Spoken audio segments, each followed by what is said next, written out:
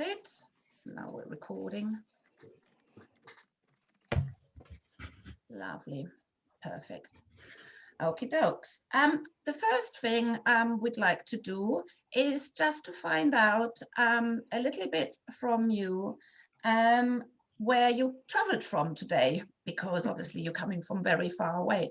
So I'm launching a little poll, and if you wouldn't mind just answering and telling us where you've come from today, that would be brilliant, just to have a little snapshot for us. Okay. Okay, so, this is testing my geography. I know I'm in Hearts, but I think it's east. Okay. Sorry. Unfortunately, I'm an imposter and I'm from Essex. But just Gemma, me too. Gemma, I'm from Essex. Who said me too? Linda, hi. Yeah, hi. West Essex massive. It does matter, Essex, absolutely. And I'm writing this down now, that we have two big, brilliant beacons and supporters from Essex. Excellent. Essex people, you're very welcome. Of course you are. Thank you. Has everybody voted? Yeah. Oh, brilliant. So we have quite a broad, I'll just do a little quick screen, and we have quite a broad variety. So Stevenage, East Hearts, North Hearts, and then Welling, Hearts, and Dacorum, St Albans. Brilliant. And I'll be ending the poll now. Oh, here's to share the results for you who would like to see them. There we go. Okay, the next thing I would like to try out with you is I am going to share a whiteboard, and I don't know if any of you have used the Zoom whiteboard before, No. but I would like you, and I'll do that now. So we scribbled already a little bit on there. And I'm going to take some off as such.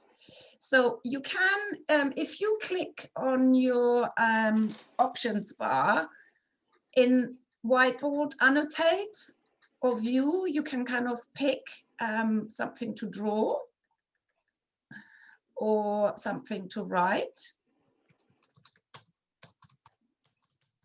So have a little bit of fun. And what I'd like you to do, whilst we're still waiting for a few people to arrive, is just for you to kind of write or draw on the whiteboard something that represents the dream for your community.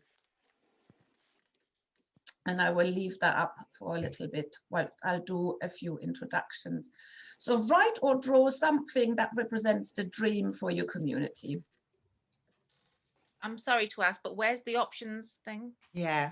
The options thing is you have to click on the view options on the top. Oh, yes. Yeah, and then annotate. Yeah.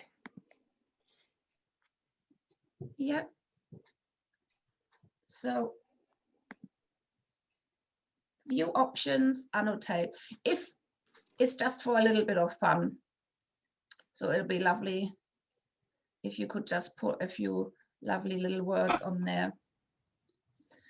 And whilst you doing it, I would like to introduce our lovely host today, which is Helen Ashby. Maybe Helen, you can just say hello just for a moment and tell us maybe a little bit about Ambition Broxbourne. Good morning, everybody. Welcome to this event that we're running in conjunction with the Hive and Corinna, which is sponsored by the Cooperatives UK. We're here to support businesses and the communities within the borough of Broxbourne through that various mechanisms and our events that we're running. We've got lots of different events coming up, and we've been running since I started in place last year, actually a year ago yesterday. So there's lots of different events, social media, PR with JournoLink.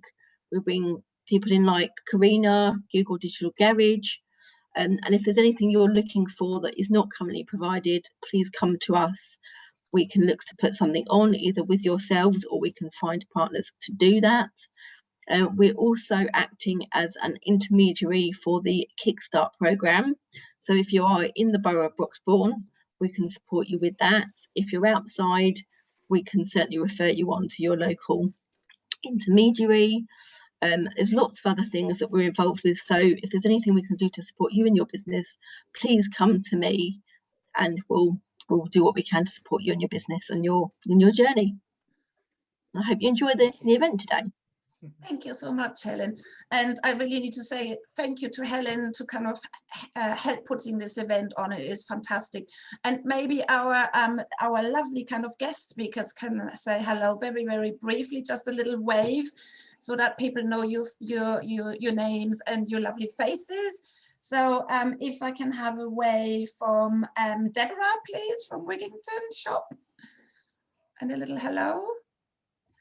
And if I can have a little hello from Mikael and Seema from the Wormley and Turnford Big Local, and a lovely wave from Victoria Hobson from Matlarks in Hertford. Morning. That's brilliant. Thank you all. Okay, so today is really a lot about you lovely people all coming together and listening, especially to our guest speakers. So the first bit of today's event, I will just tell you a little bit about the Hive and what a co-op model is. It's really just an introduction, just a flavor, because it's really mainly about hearing from the people on the ground who are doing fantastic work, who have been doing fantastic work in the communities in Hertfordshire and of course in Essex for a long time. So that's really what today is about. I will talk, as I said, a little bit about the Hive and the co-op models. Then we will have 10 minutes for each guest speaker, followed by a Q&A. And you can use the chat function for that, or you can speak up as well. We are less than 20 people in the room, so that is perfect for a bit of interaction. And then there's the next guest speaker, then the third guest speaker, and then I will tell you a little bit about where you could probably get some seed funding from, hopefully in Hertfordshire, if you want to get anything started. And then we have hopefully some time for a final Q&A. So I hope that's okay with everybody. I will stop sharing the whiteboard in a minute, and Helen, if you could share the screen for the presentation, that would be brilliant.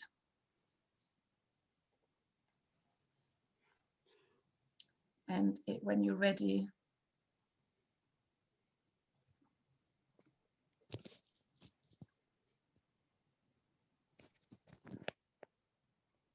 Brilliant. Corinna, will we get a copy of the presentation? Yes, you will get a copy of the presentation, absolutely. So it's great that so many of you are here today, and I need to say a massive thank you to Helen at Broxbourne Council, who has been an absolutely star in supporting me to organise this event, and to all the three wonderful guest speakers that you will hear today. My name is Corinna Hartwig and I live in East Herts with my family, and I have been involved in community projects and social enterprises for over 10 years. I'm pleased to be able to facilitate today's event. I'm all about better business and stronger communities, and often work on contracts or in my roles as an associate advisor for the Plunkett Foundation, an approved provider for the Hive, which I represent today. I specialize in supporting startup businesses and grassroots community organizations. I also had the privilege to work in grant making for the Big Lottery Fund and for a European funded program across East Herts and Epping. And I'm also known as the funding doctor, and sometimes with my funding doctor coat on, I deliver funding workshops, and I have delivered some webinars recently for the wonderful organization called Semble. Next slide, please, Helen. So today's digital event is very kindly hosted by the Economic Development team at Broxbourne Borough Council, and it's been made possible thanks to the Hive. I will skip that bit because I told you a little bit about the overview already. So if we could see the next one, that would be brilliant. let me tell you a little bit about the Hive. So the Hive is the business support program from the Cooperatives UK and the Cooperative Bank for people wanting to start and grow cooperative or community enterprises. As part of its commitment to supporting cooperatives, the Hive provides resources to help grow new co-ops and community businesses to start up, existing co-ops to grow, and non-co-ops to convert. It offers a mix of online resources, opportunities for advice and training to help build better cooperative businesses. The Hive offers up to 12 days bespoke support, training and mentoring for groups looking to set up a cooperative. Existing co-ops with ambitions to grow can also benefit from the support from the Hive. So if you're not a corporate at the moment, but thinking about converting, the Hive is for you as well. Could we have the next slide, please, Helen?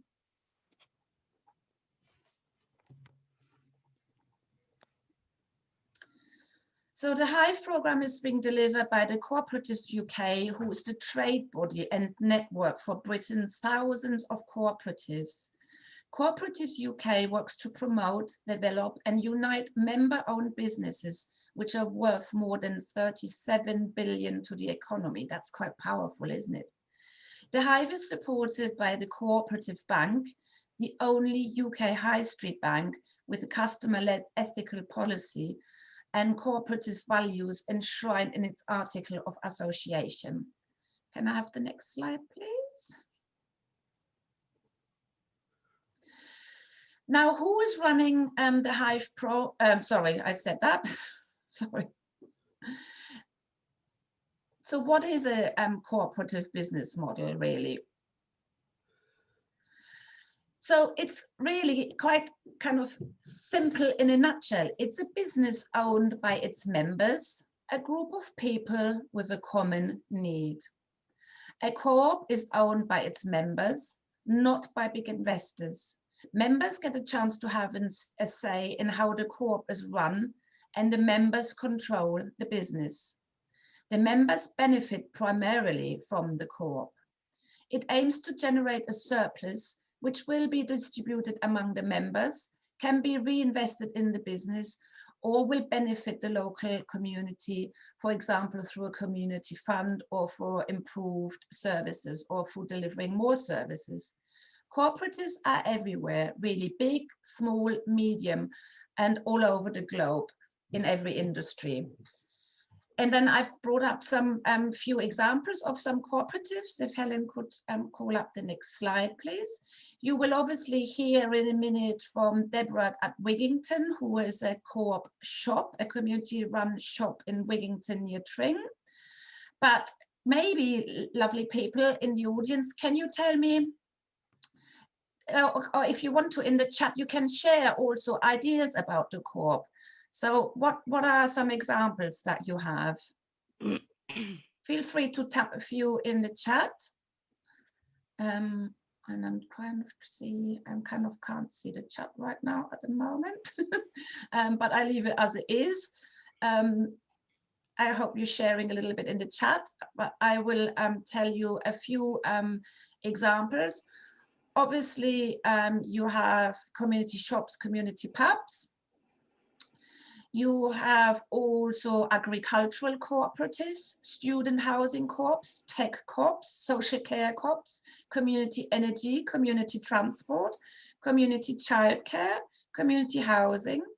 For example, the Coin Street Community Builders, they have taken an image from in London, our community housing. You even have community natural swimming ponds that I'm really keen on having some more in the UK, especially in Hertfordshire, would be fantastic. There are some in Germany.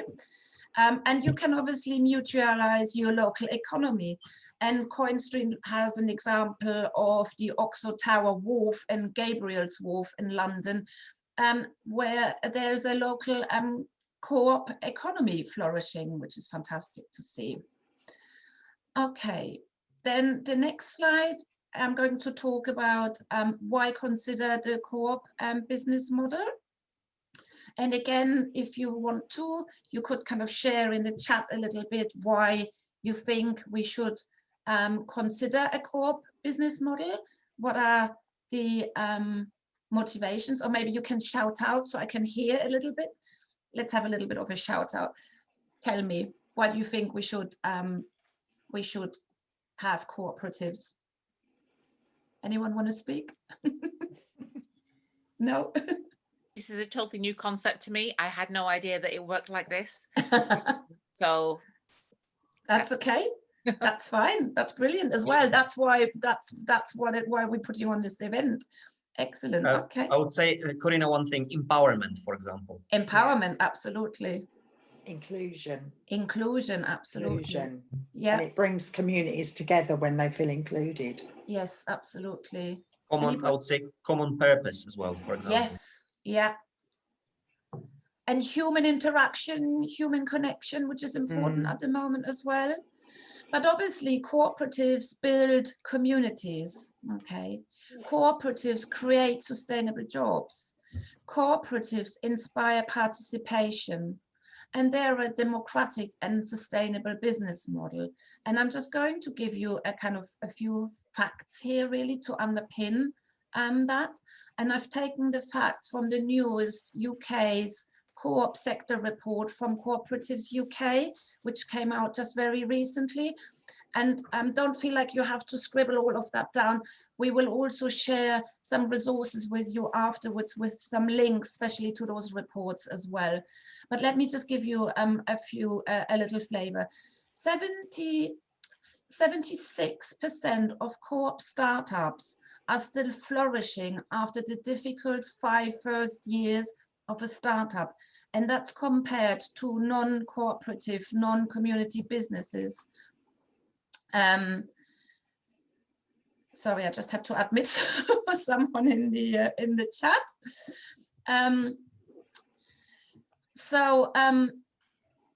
Only 42% of non-cooperative businesses flourish beyond the 5 years after startup. Then the annual turnover of the UCOPS sector was up to 38.2 billion on the previous year, with an increase of 340 million, which is fantastic. And the UK has now 7,063 independent co-ops employing 714 people, and they have over 14 million members. Now there is empowerment, isn't there? Yeah. And who own and have a say in the nation's co-ops operating. And obviously, kind of adding to the build back better at the moment, there's obviously an urgent need for more democratic economy. And I hope these are kind of enough reasons for you to possibly consider setting up a cooperative. That brings me to the kind of next slide, where I'm just going to tell you very, very briefly how you can go on to set one up. And then I will very shortly after that hand over to Deborah from Wigington, who is going to tell us all the story of Wigington. But let me just very briefly tell you how you can go about setting one up. So today is really just about inspiring inspiration from the people in Hertfordshire who are running cooperatives, community businesses at the moment. So that's why it's just a little overview, but that's why I don't have to have enough time to go into detail with regards to legal structures. And to be honest, if you're interested in legal structures, then there is a whole other world of webinars that you can attend. But you can start a co-op or community business from scratch if you have identified a common need. That's what Mikhail also said. Got your community rallied around and have a go-getter attitude, really. So anybody can do it. Alternatively, you can obviously convert a non-co-op business into a community-owned through a community buyout, for example, or an employee buyout. And I'm sure you all know a good example of a employee-owned business, which is the John Lewis and Waitrose partnership, for example. So they exist in very big, but they exist also in very small. I was going to play you a little video from Cooperatives UK on YouTube, but I'd rather now hand over to Deborah from Wigington to give her, to let you hear her voice. And I will give you a link in the follow-up to the video on Cooperatives UK YouTube channel that can tell you more about how to set one up, but also about legal structures if you're interested. So without further ado, maybe Helen, if you can just bring up the next slide, which is just introducing Deborah really very briefly. Deborah and I met a few years ago when I was working for the Plunkett Foundation, and I helped a handful of positive community activists, if I may call you like this in Wigington, to realize your vision. But I am going to kind of hand over to you now. If you want to share your screen, lovely Deborah, and tell your story, we would love to hear it. Absolutely. So thank you very much. I'm just madly trying to find my slide. So yeah, so I'm from representing the Wigington Community Shop. We're based in a village which is just nestled outside of Tring, at the very top of the Chilterns, and we have about 620 households. We are lucky to be on the Ridgeway Walk, so we get lots of walkers and horse riders, and so why did we decide to set up a community shop? Well, while Wigington has an amazing, thriving social scene, a fantastic pub, a couple of churches, a school, primary school and a preschool, and lots of interest groups. A young family that moved to the village, a lady called Rebecca Fleckney, identified that there was a real lack of a community hub where you could just turn up whenever on your own terms and just meet up with people and have a natter and a cup of tea, and you know, perhaps be able to buy some lovely local produce and stuff that you might have run out of, you know, in the cupboards while you're making a meal or whatever. And she mooted this idea to a few of us, and we just thought it was a fantastic idea.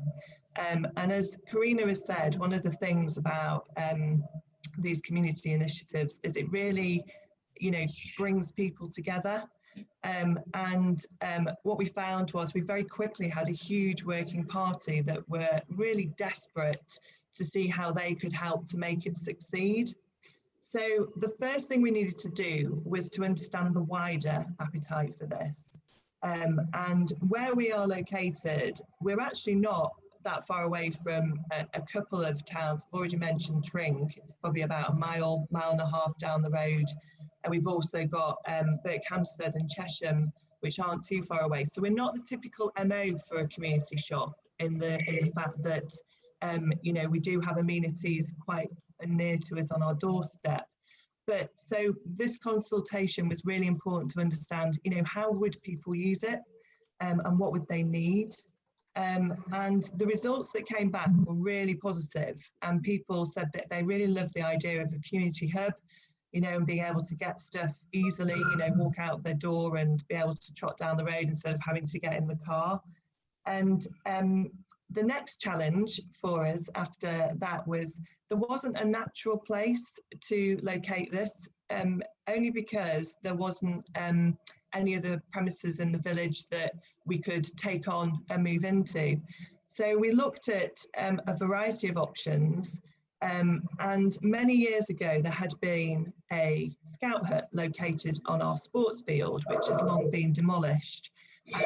And the more we looked into this, the more it felt like a natural location. There's a car park, there's a sports field, a children's playground.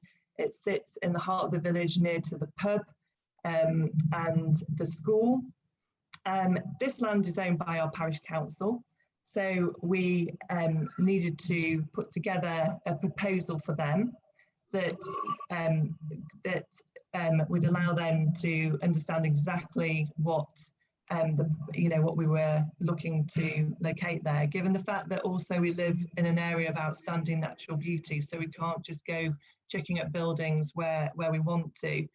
And they were incredibly supportive because they could understand the benefits of creating this community hub that would bring people together.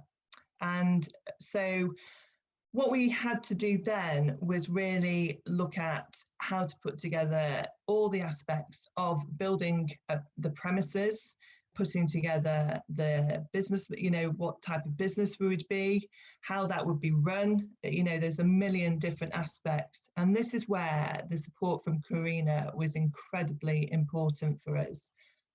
We spoke to her at great length. Plunkett were amazing in terms of signposting us to different resources and advice, other shops, community shops, and the learning we could get from them. So to really cut to the chase, we found that in our village we had so many people that were highly skilled, that were willing to offer their services to help us to get the project off the ground. We had lawyers, we had architects, interior designers, retail experts, environmental experts, which allowed us to put together a really professional proposition that could allow people to invest in this project. Bearing in mind that we were starting from a green field, which you will see on the screen at the moment. There was literally a table tennis table and a couple of picnic tables. So it was very hard for people to understand what they were buying into. The cooperative model absolutely made sense for us, because what we wanted was to bring our community together and for them to feel that they were playing a part in it and driving it forward. So we established ourselves as a community benefit society and put together a business plan accordingly. And then to raise the money to be able to build our shop, we launched a share offer. And this we did at a public consultation, where for the first time people were able to come together and actually tangibly see what the shop was about. We'd set up our village hall as effectively what the shop would be. There was a little cafe area that was serving teas and coffees and lovely homemade cakes. There was a supplier fair that really showcased all the lovely local produce and the convenience goods they'd be able to buy. There was an architect's model that could really, people could get their hands on and understand what the shop would look like and feel like. And, it was a bit of a pivotal moment for all of us that were involved in actually getting this off the ground to establish it, because it was the first time where people were really having to invest their cold, hard-earned cash in this project, which thankfully they did. And the share offer we administered through an online platform called Crowdfunder, which was a really effective way to be able to take people's money in a safe way. And it also allowed us to match the funds we raised through our community through the Big Society Capital. And I know I'm using so many acronyms, and I'll put links in the chat so that you can sort of look at what all of these things mean, which meant effectively we could double what we'd raised to be able to fund the shop.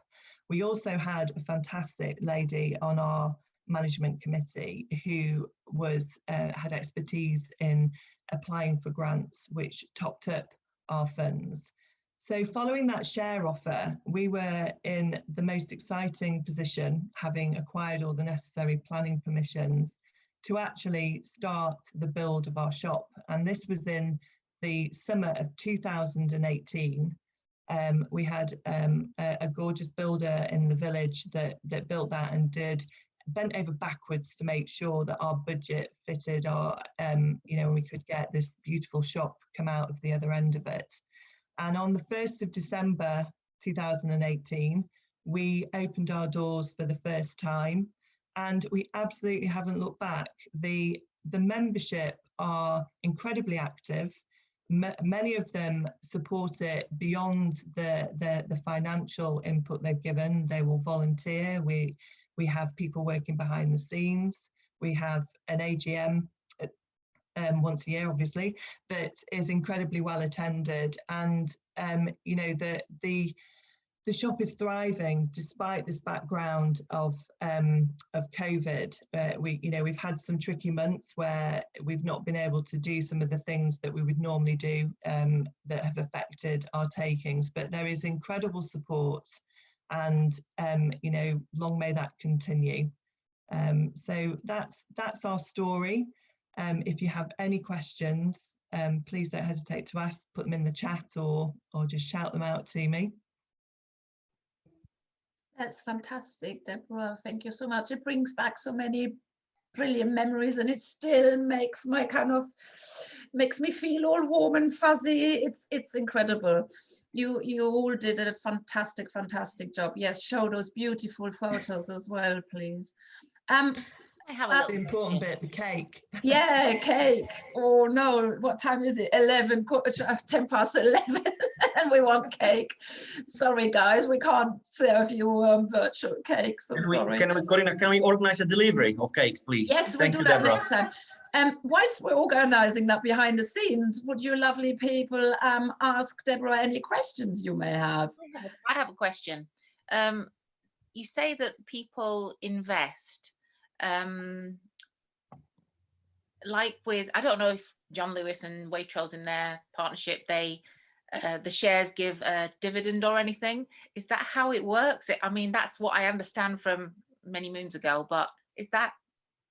That's a really good question, actually. The way that we're set up as a community benefit society, we've been very careful to for our investors to understand that this isn't, something they can invest in to retire on, invest their pension funds in whatever. Our real kind of true north is about delivering to our community. So the plan is that we will really, once we get to the point where we're sustainable, we have this big society capital loan that we are paying off. And once we pay that off, we will be completely community owned, which will be amazing. And then the profits will be ploughed back into community projects. So whether that be, upgrades to the playground, or people will have the opportunity to put forward community project ideas which these funds will go into, rather than it being about people getting return on investment for their share.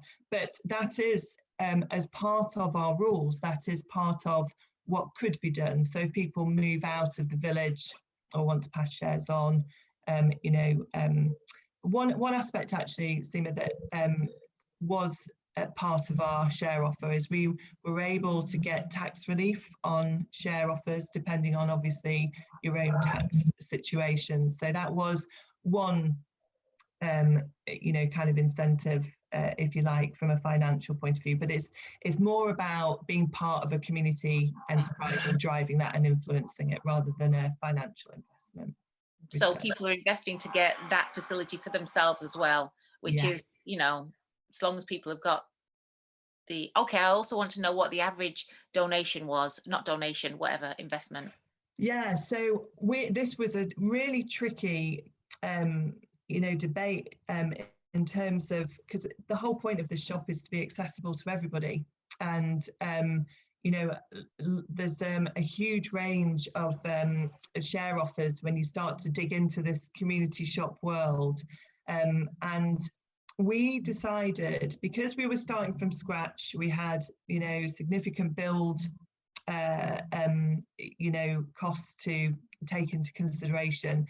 So we set our shares at £250 each, so that we stood a good chance of getting the funds we needed. And you know, the way we saw it was, obviously there is this financial goal that we need to reach, which is why we set it at that. But if not everybody could, you know, could contribute, depending on where they were in their life, they might have other priorities, or, you know, so we looked at it. There is people that were so willing to give their time, and then there was those that were able to help finance it as well. So that was the balance we had, which, you know, I mean, I always say, because I do the PR for the shop as well and the marketing, this shop is the success of literally hundreds of people making it happen. So that's gone off a bit piece from your question, but I hope that answers it. Right. Is there any more questions for Deborah for now, or would you really like to hear from Mikael and the lovely Seema at Wormley and Turnford Big Local, what their project is all about? If there is no more questions for Deborah for now, then Deborah, thank you so much. But I'm sure it's just brilliant to kind of really hear this kind of really heartwarming, and it's a success story. You won awards as well. You've done so brilliantly to kind of pull it all off. So yeah, really big applause. But obviously Deborah will be there before we finish the event this morning. So if you have any more questions for Deborah, she'll be in the Q&A a little bit later. Thank you. Thank you so much. Now then, I would like to hand over to Mikael and Seema, if you would like to kind of share. I think you've got a presentation to share as well for us to view. So I'll just say, Mikael is one of our workers in the Wormley and Turnford Big Local, which is a lottery funded project. hopefully you can see it, sorry. Yeah, there you go. And I'm a volunteer. I'm almost a resident, because I'm just only slightly out of the area, but it's close enough. But I have been involved for about 4 or 5 years now, and so I know Una used to work for us as well, and Mikael has taken over, and he's our community development officer, I think. Okay. Very quickly, we've prepared a presentation, and we've kind of, you know, rehearsed it, so hopefully it will go well today. I will just give you a background to the project, and I'll give you a context, basically. Some of you know this project quite well, and we've already had a chance to work with some of you who are actually attending this webinar today. So in a nutshell, very quickly, what is Big Local? It is a community-led program that aims to bring positive, lasting change to the local area. So while I was listening to you, Corinna, it really directly corresponds with the COP ethos, if you like, in many ways. It is community-led, it is resident-led, or it is, you know, members-led, if you like. Big Local as a concept was established by the local trust, which obviously is all 150 big local areas across the country, and in total, local trust via Big Lottery Fund invested £220 million in different areas, big local areas across the country. So that's lottery funding over 10 to 15 years. There are 2 big local areas in Hertfordshire. We are one of them, and then the other one is Bournemouth in Hertfordshire. The really important thing to remember, so I'm the development manager for Wormley and Turnford Big Local. We now have a small team of workers. We have a few members of staff working on the project. However, the key thing to remember for each one of you is to remember that direction and delivery of WTBL is guided by partnership with residents, as Sima said, volunteers through consultation with the local community. So at the moment, there are 11 partnership members sitting on the on our partnership basically, and you know, they help to guide you know, this project you know, forward, if you like. And again, the other thing, again, we talked already quite a lot about empowerment, sense of belonging, community cohesion. So this project brings together local skills, energy, and creativity to make Warming Hertford a better place to live. So the kind of the mission statement of the project, if you like, it's all about transforming lives, basically. Very quickly, you could ask potentially why Warming Hertford has received this significant amount of funding. There are many other areas of deprivation across Hertfordshire, even though that Hertfordshire is very often perceived as being a very leafy and affluent area. There are definitely pockets of poverty in both Warming and Hertford. And again, I'll just mention a few. For those who know Broxbourne quite well, this is the only area of Broxbourne which doesn't have a high street, so there are some significant infrastructure hurdles. And you know, there is one in Hoddesdon, there's one in Chesham, there's one in Woburn Cross, and High Street very often as a meeting point for residents, which could help to engage with the local community. There are distinct profiles of the community, some very affluent and some living in relative poverty. And there's little connection, if you like, you could argue, between them two. Lack of youth provision, the health inequality, I think, is quite a big thing as well. So Broxbourne has one of the highest obesity and levels in Hertfordshire, and it is far higher than national average. Such social, culture, and political disengagement of local residents. And again, one example, local elections in 2019, only 22% of residents voted in local elections. So that this engagement is quite visible, if you like. And in some parts of Warming Hertford, you know, as high as 30% of residents have no gained any formal qualifications. Okay, over to our lovely Sima. Oh, let's have the pictures because I don't have any prep necessarily. So you can see the pictures there. On the left, the pop-up cinema, we collaborated with the church, we bought some equipment and were able to once a month put on a movie.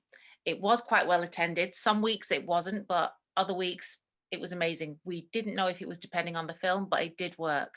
COVID has meant we've had to stop that at the moment. We have done trips to Leigh-on-Sea and a trip to the Houses of Parliament, which, you know, almost full coaches went and a good time was had by all. It's something that a lot of local residents wouldn't normally be able to do. And I remember speaking to people at the Leigh-on-Sea trip, and you could see the deprivation that was there. And I have to admit that it was a surprise to me. It's a surprise to me to see that in the area, because there are so many affluent areas, affluent sections in the area, that it's a bit of a shock. And okay, other items there. There was a film project. You can see bottom left is in the hub that we have now, one of those rooms. There was a film project. They made an amazing film about the situation with the community centre and the local shop, because there was a possibility that they were going to be taken over by to be built into houses, to be redeveloped, knocked down. We were worried that we wouldn't get the space as a community centre again. Even if they rebuilt with a community space in it, would it be the same? And if you look at the steel band picture to the right, you can see the size of the hall. Would we get the same amount of space as that? We really could not be assured of that. So that's another activity, Steel Band in Motion. They put on classes for anybody, and it was really well attended. Through that, we have had other partnership members where they have joined because their children were involved in it and they were inspired. To the left of that one, to my left, oh no, I haven't finished. Walking group, we have a lady called Breeder, and she has up to 20 people at every session. She walks twice a week in the area. We're lucky, it's a nice area along the river, through the fields. It's a beautiful walk, and these are health walks that she's been doing for quite some time, and she's a volunteer as well. The top picture is just in our old hub, which Una will recognise. But it was quite a small space. We couldn't engage a lot of people in there, I think. Okay, now I'm ready. Okay, ESOL classes we've done in conjunction with HAFLs and yeah, I'm sure that was HAFLs. So English for speakers of other languages. We have an allotment. I think we have 2 allotments. We've only had that for a couple of years maximum, but you can see the seeds that were donated by a resident with a lovely letter. We've got the art projects, which is yeah, Art Explorers. That was going on before COVID. Well attended, well liked, and for all ages as well. We did a youth project recently with the YMCA, and we did some consultation, and we just wanted to buy some table tennis tables, put them up, and you know, let the kids come in and enjoy, but we've been halted with that, unfortunately. We've got a toddler group. We had a toddler group rather. You can see how many people are in there. One of our residents, in fact, our chair's daughter started that, and yeah, you can see they're all quite happy in the environment. And the bottom left picture is where we actually attained that hub, and it was being renovated for us so that we could use it properly. So there was a big change from the old hub to the new hub. This has got 3 or 4 rooms, and we do have a section in there which we want to turn into a little community cafe, not a cafe, coffee shop kind of thing. I don't know if cafe refers to a lot of food, drinks, toast, toasties, something like that, nothing more. Okay. Okay, the cake shown is made, I'm sure, with carrots from the allotment. We had another film project recently, that's with Trestle Theatre, and somebody else, and Video Feet Productions. And they were doing a project only until the last 2 weeks. The video isn't ready yet. It was about what Wormley in Turnford means to you. So we wanted people's individual stories about, you know, how they felt about the area. If they felt like it was really bad, we were saying, you need to say it, just be honest. And yeah, we have a job club, not a job club, what's it called? Mikhail, what's it called?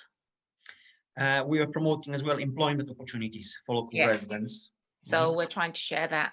We've also had a photography competition, hoping to do a calendar for next year. I've sent some pictures. And we're also promoting local businesses as well. So people are getting in touch with us, and we're promoting it via our social media channels. We have quite a few. Yeah. Yeah, you sorry for butting in there, but I think you're hoping to incubate some community businesses as well, Mikhail, aren't you? Brilliant. Yeah, I didn't know about that, but because I'm all about just activity, because the next slide will show you what okay, this is last August. I had a notion when we had the hub and it was renovated a little bit. We had access to that back room that you can see, and I actually didn't even ask, but I just put a call out online if there was anybody interested in social sewing. And they were the people that turned up on the first night. No, this is not the first night actually, because there was about 15 of us on the first night.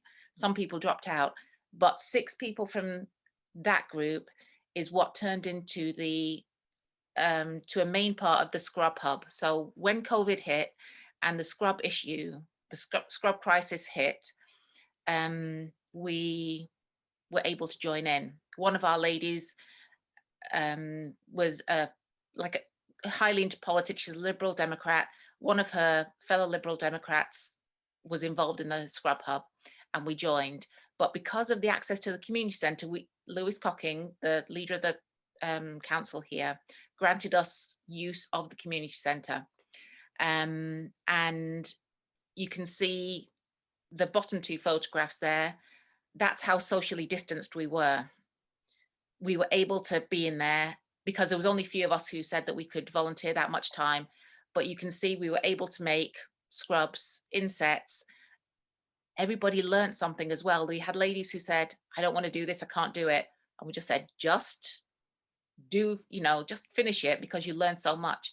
Those people are now making items for themselves for the first time. the little picture on the far right, actually, you can see everybody at work on a Monday night, helping each other, learning from each other.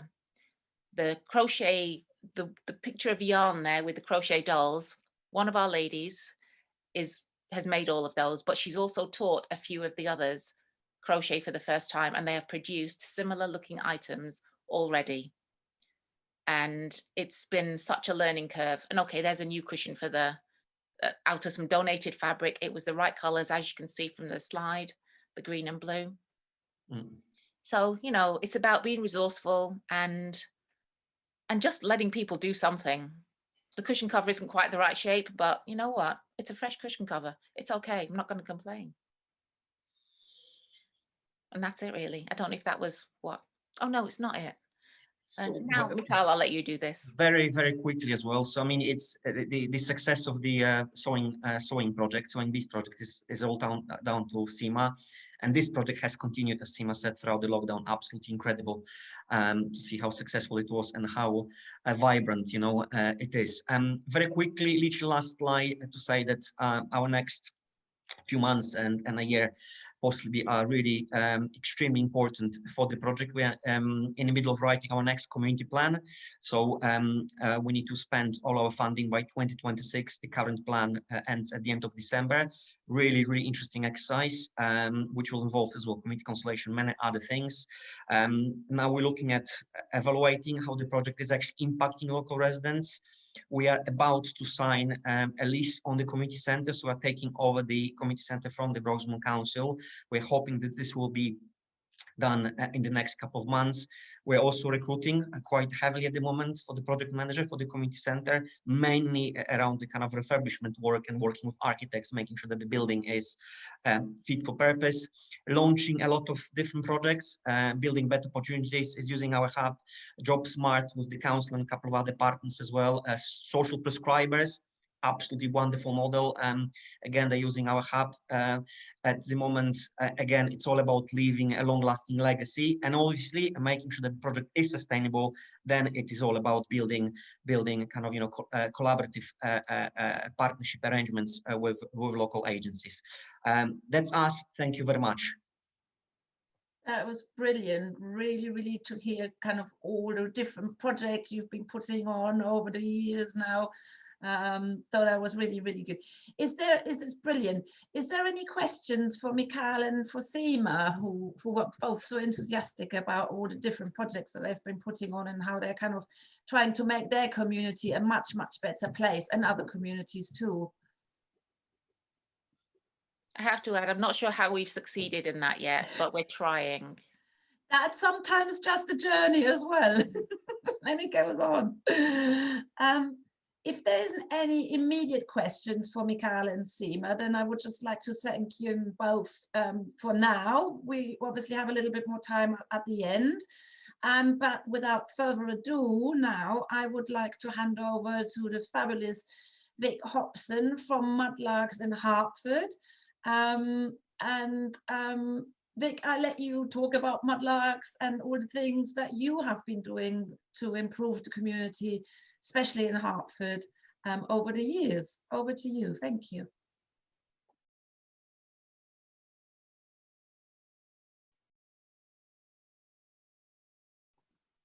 There we go. Unmute myself first is a good idea.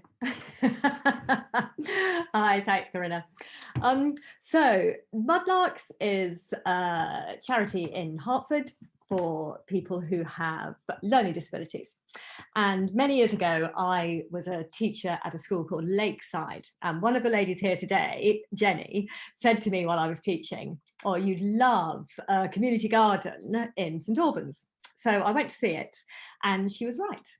And it struck me that people leaving school with learning disabilities didn't have always somewhere very positive to go, somewhere that was meaningful, that was rewarding, and that was the equivalent of having a job, you know, as a lifetime activity. So this is a bit of a whistle-stop tour of setting something up from scratch, which may initially seem daunting, but you can overcome it. So this is where we started. So I went to the town council and the district council and asked if they had some land, and they offered 3 sites, but I very specifically wanted the site for Mudlarks to be community based. So there are projects that run out of town and hidden away, and that was absolutely not what I wanted for our community. I don't think that people with disabilities should be hidden away. So we chose this piece of land because it was on a bus route for people who had learnt how to use buses and had done some travel training, and was surrounded by houses and other allotment holders, so that the people with disabilities there were no different from the rest of the community. And that's what it looks like today. And that has all happened with the hard work of community and local people, and most importantly, people with learning disabilities. So, getting started, how you sort of create a vision out of something like this. I was very lucky. At the time, the social workers' offices were community based. So I could walk into an office and say to the social workers there, this is what I want to do, this is my vision. And so I was able to bring people in to the idea. That would be more difficult now that places in Stevenage, you know, they're behind locked doors, you have to have a pass to get in. That is definitely a barrier to setting up this kind of community project. Luckily, because I was able to access social work teams, from the very outset, we had people with learning disabilities, and that was also important. I didn't want it to be a created thing that was given to the community. I very much wanted the community to create it. So there was a MENCAP house down Ware Road in Hertford. The men there had been doing very little, and so their social worker was delighted to be able to bring those people into Mudlarks. So we had a shed that came out of my garden and a pile of sand. I knew a farmer who lent us his truck and filled it up with manure for us. It was very much community people getting involved on a very, very basic level. And that is absolutely how Mudlarks started. My old garden shed, a pile of manure, and some people with learning difficulties.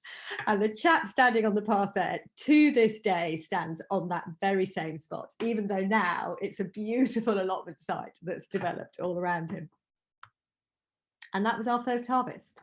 So it's quick. The good thing about these sort of projects is you have a very quick result. You know, you can take a small bit of that land, plant vegetables in it, and for everybody that's involved, you've got a very quick reward. And I think that's quite important for all of these projects, is that there's a sort of a quick result, even if it's a very small one.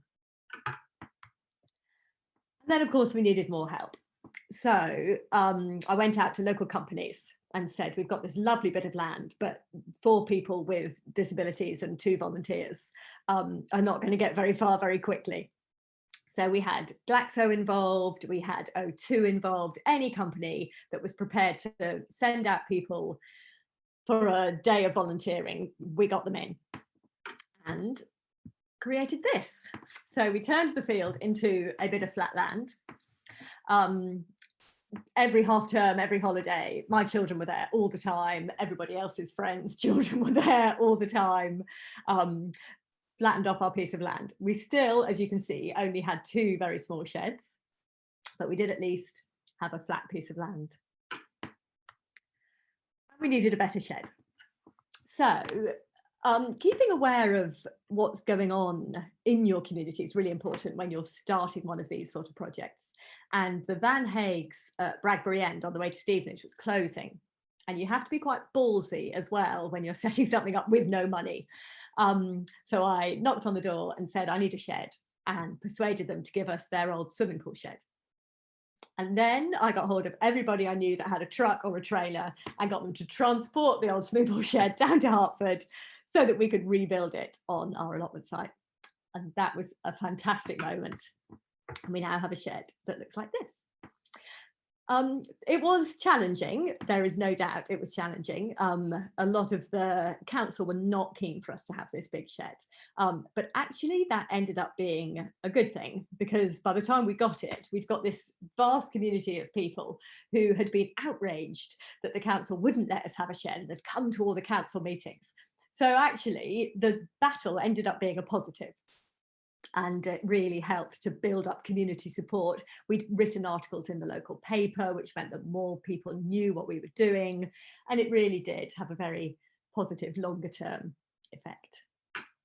The shed is completely green. It's got no foundations. It's got recycled insulation. It's got a green roof.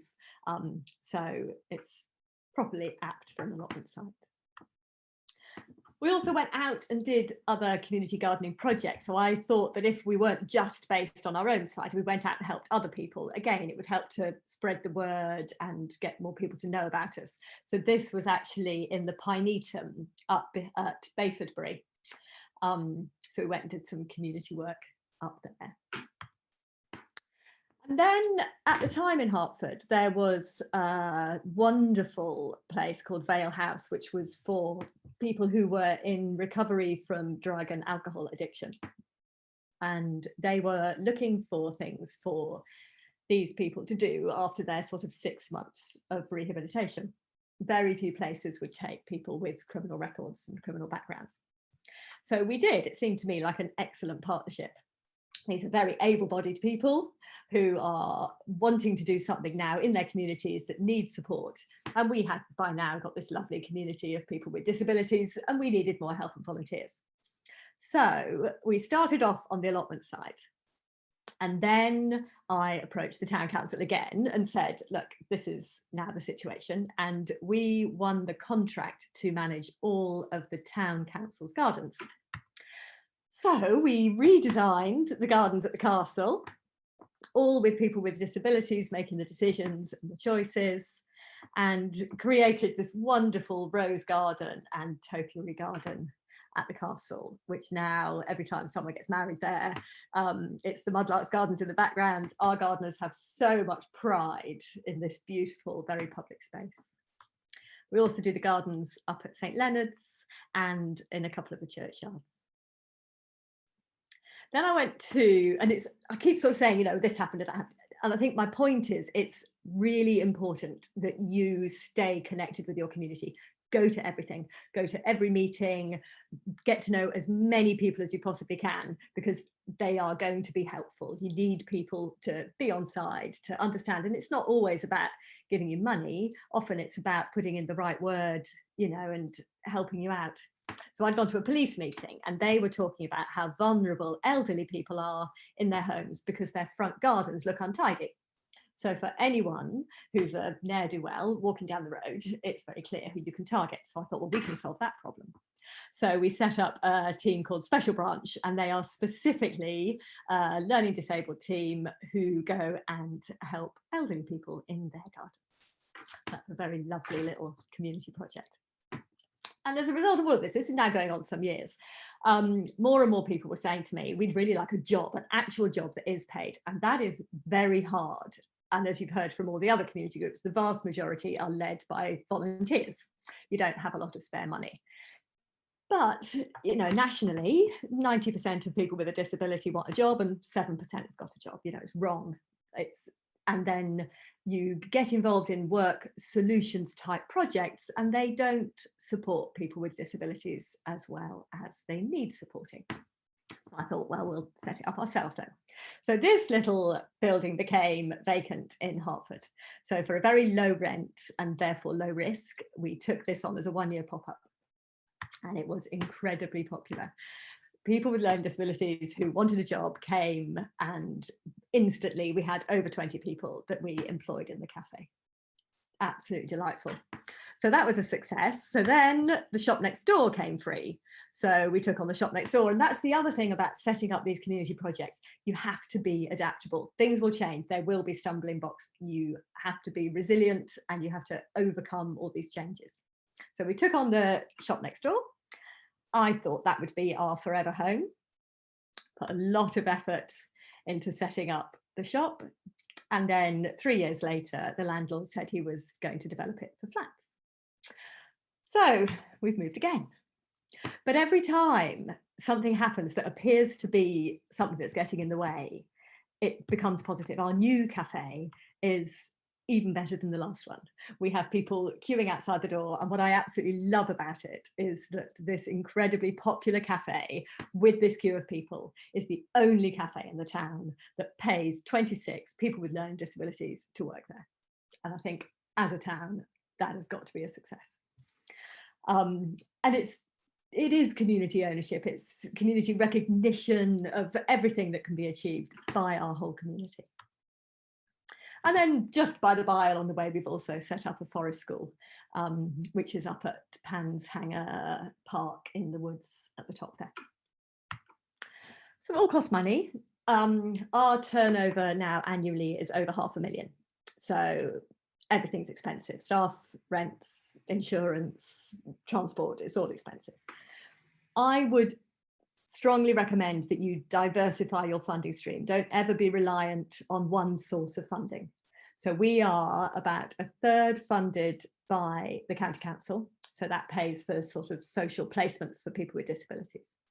We are about a third funded by large grants and trusts. We write bids for big grants. And then we are about a third funded by our community with fundraising events and that kind of thing. So some of the events people organise for us, that is the best kind of event. Other people do the work and they give you a check. That's magnificent. Some events we organise ourselves. And again, sort of events are important. They are community building.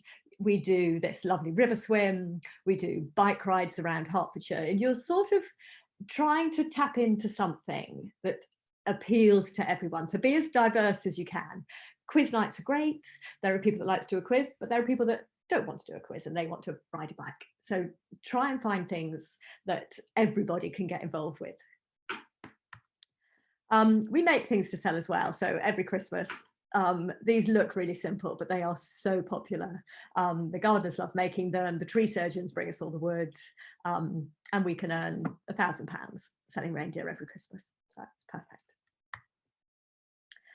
The other thing you have to constantly be thinking about is how you adapt and change and develop. Don't think you've done it and sit back.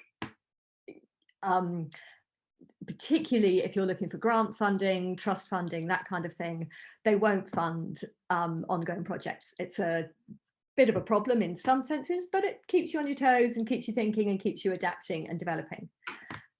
Our next plan is that we want to find a bit of land to put some of these lovely polytunnels on. The cafe, one of the main things we spend money on is salads. Everybody's food gets a salad on the side. I think we could grow that all ourselves. And I think that would be a lovely project for some of our more autistic gardeners who like things to be sort of regimented, who like sowing, putting things in rows, watering. And I would love for there to be a little Mudlarks box scheme van that goes around again with some of our gardeners delivering fresh vegetables to the community. So that's our next project. As I said, you have to be determined. I can remember about 2 or 3 years in, I was at the point of the curve where, you know, you sort of start off and you think you have a great idea and then it goes down and you are exhausted. Don't imagine for a second that if you're setting up a community project, it is not absolutely exhausting. You will give your whole life to it. Your children will be involved, your partners will be involved. No one gets away with anything. You'll be doing an event on a Saturday and baking a cake on a Sunday. It's very, very hard work, but it is absolutely worth it. It is magnificent. The rewards are untold, and you will come out of the trough, you will go back up, you will get back to the point where you thought it was a good idea, and it was a good idea. So don't give up. We celebrated our 10th year a couple of years ago. Very, very delighted. I didn't think we'd do quite as much as we have done in 12 years. So yeah, do it. If you've got an idea, do it. Oh, thank you so much, Victoria. It's fantastic. It's so heartwarming to hear. I am kind of lost for words, really, because I hope that you all kind of feel how much energy, how much positivity is coming across, how resilient we can be as human beings, as communities, if we come together.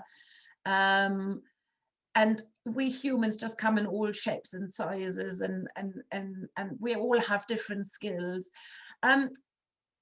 Because before I talk a little bit more about where you could possibly look for funding, which is obviously very competitive at the moment in Hertfordshire, is there any more kind of burning questions for Vic Hobson right now? We're running.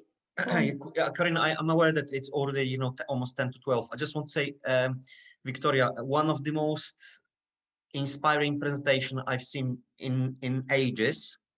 You are just, you know, kind of a walking angel. I think that we can all learn so much from you, and I'm delighted that you were invited, because again, I feel kind of re-energized as well, even to do more. Incredible you've achieved, you know, a Nobel Prize to you and to your team. So yeah, keep it up. A quick question on how high are you set up as a legal entity? Are you set up as a charitable incorporated organization as well? Yeah. Kind of I'm thinking only because when you're running some different things, it's often difficult to make decisions, you know, as a partnership, you know, and stuff like that. How were you able to overcome some of these difficulties, particularly around governance and big decisions, strategic decisions, you know, which can help you to move the project forward? Yeah, so because, so I set us up as a charity in 2008. So you have to have a certain amount of money in the bank before you can become a charity. So it took a few years. But as soon as that happened, then absolutely, you have a team of trustees. We used to have sort of monthly group meetings to go through ideas. And the other thing that I did very early on, as soon as I could, was that I employed someone to be an administrator. Because you can't do it all. You know, you end up writing funding bids at 9 o'clock till midnight, you know, and then starting again the next day. So yeah, be honest with yourself. You can't do it all. A few points to just add as well. Number one, it's about the project that you've got there is one, it's focused, and I realize how our difficulties are coming up because we're trying to appeal to more people.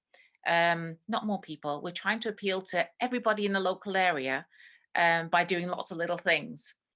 But this project, it's able to grab more people's attention, but by doing one thing really, really well. And I think that's incredible. I think it's amazing. And I think we should do something like that, just kind of like focus. The other thing is, I love your PowerPoint, to the point, you explained it, titles, love it. That's all. Yeah, thank you so much, Victoria. That was really, really heartwarming, interesting, grabbed our attention, and everything was in there. But I promised you a little bit to point you in directions if you're now all ready and itching to go to set up your tiny little community huddle or your bubble, or whether you're ready to kind of convert an existing normal enterprise into a community business because you've just felt this energy from us kind of in the room today. I would like to kind of just give you a few points as where you possibly could get some funding from. And for that, if Helen could kind of kindly share the slides now, then that would be brilliant. That's brilliant. So actually, one thing that also struck me, Victoria, you're absolutely right that it's important to have a kind of sustainable a funding mix, really. But what I really loved hearing of you is just knocking on people's doors and asking. If you don't ask, you don't get. And that is really your easiest funding tool, I would say, and also kind of networking, speaking to people, working together.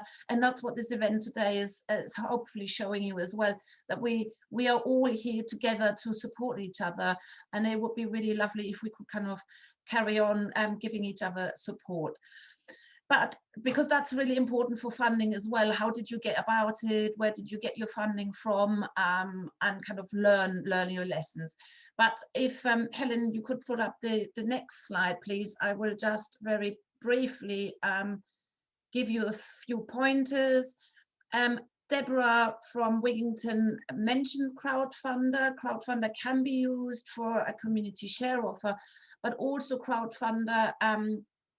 On crowdfunder at the moment, you can access quite a few Hertfordshire specific funding pots. There is the projects that matter in Hertfordshire.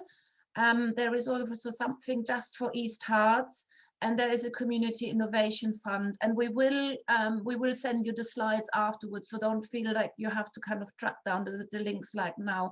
I really just want to very, very briefly give you an overview.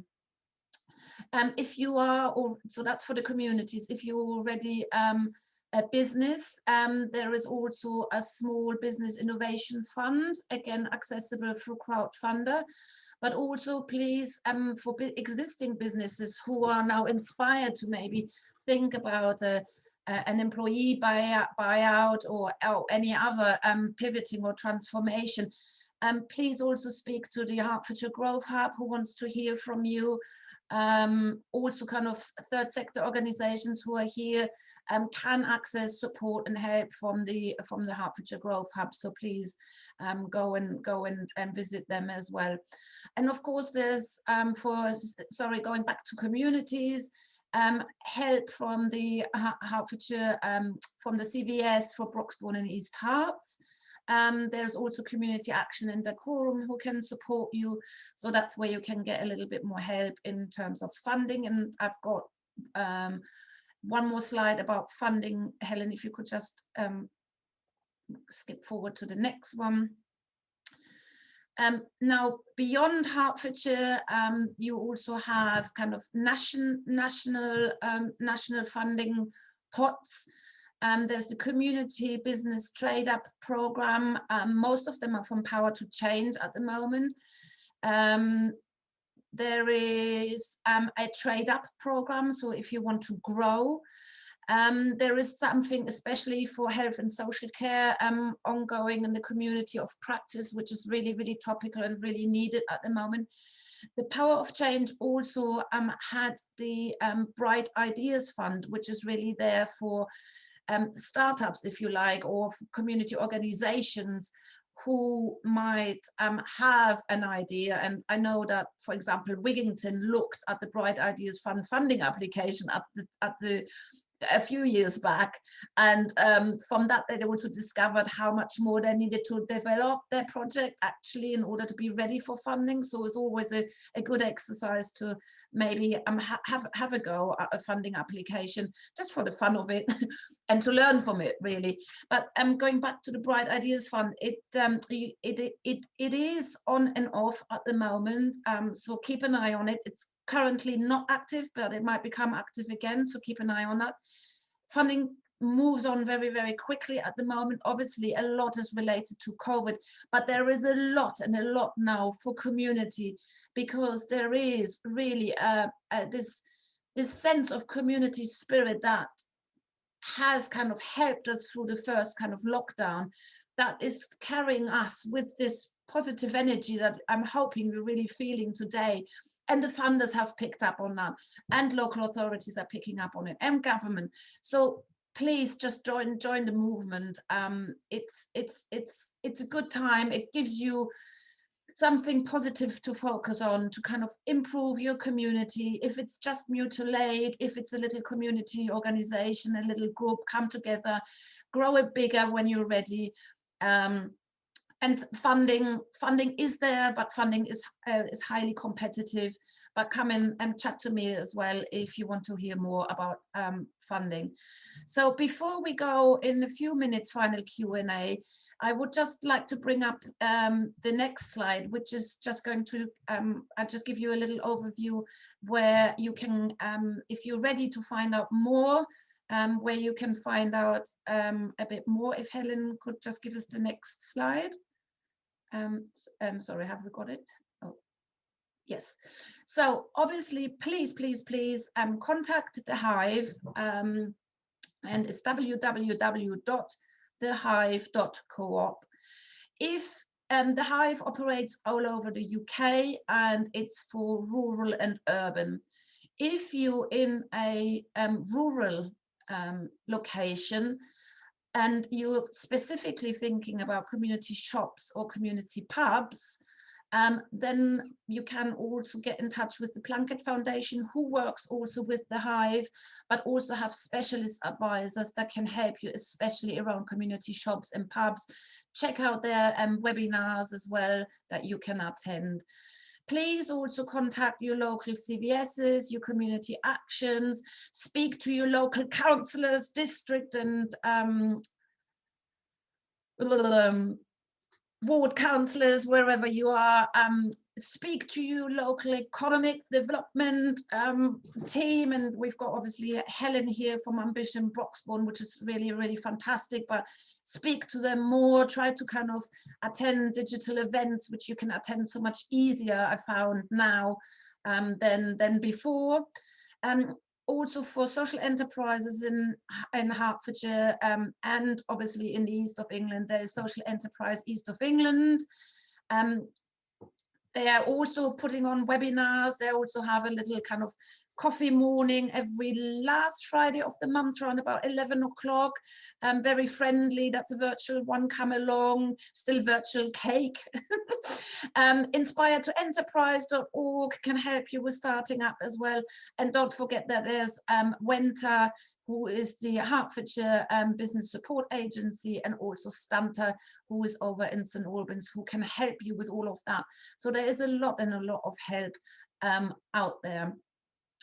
So I would like, Helen, if you can just bring up the last little slide for me to hand over now to our final little Q&A, and we've only got 2 minutes left.